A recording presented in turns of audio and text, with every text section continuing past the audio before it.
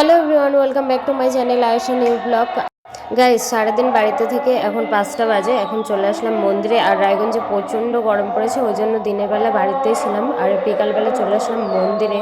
তো মন্দিরে এসে দেখছি মন্দিরের এই যে এখানে সাজানো কমপ্লিট হয়ে গেছে, এখানে ঠাকুরগুলোকে রাখবে আর চারপাশে হবে কীর্তন। তো এখানে আলপনা দিচ্ছিল বাচ্চারা, আর এদিকে হচ্ছে মালা লাগাচ্ছিল, গাঁদা ফুলের মালা লাগাচ্ছিলো। আর এই যে মন্দিরটা পুরোপুরি এখনও কমপ্লিট হয়নি। এইভাবে করে এই বছরে পুজোটা করে নেবে আর গানটাও করে দিয়ে দেবে। তো আমাদের এখানে হচ্ছে 2 দিন নাম কীর্তন আর একদিন হচ্ছে পদ কীর্তন হবে। তার জন্য এখানে সাজানো চলছিল। আর বুনু ছিল রাস্তার সাইডে, দিদা হচ্ছে বুনুকে আনতে গেছিলো, নিয়ে আসলো। আর এদিকে গাইস দেখো, এই যে এই ফুলগুলো দিয়ে সাজিয়েছে না, এই ফুলগুলো আমার নিতে ইচ্ছে করছিল, মনে হচ্ছিলো নিয়ে যাই, চুলে দিব, তো সুন্দর লাগবে, কিন্তু নিলাম না।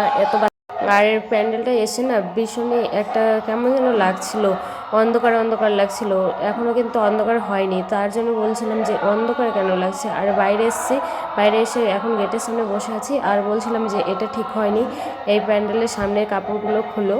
প্যান্ডেলওয়ালারা বলছিল না, এগুলো খুলতে হবে না, গেটটা দেখতে সুন্দর লাগছে। তো আমরা বলছিলাম যে গেটটা যতই দেখতে সুন্দর লাগুক, তারপরে ব্রহ্মা ঠাকুরের ওখান থেকে ধোঁয়াগুলো আসবে, সেগুলো প্যান্ডেলেই আটকে থাকবে।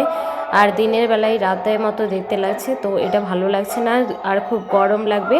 এগুলো খুলে দাও, রাস্তার সাইড থেকেও লোকজন দেখতে পারবে, এগুলো খুললে অনেক সুবিধা হবে।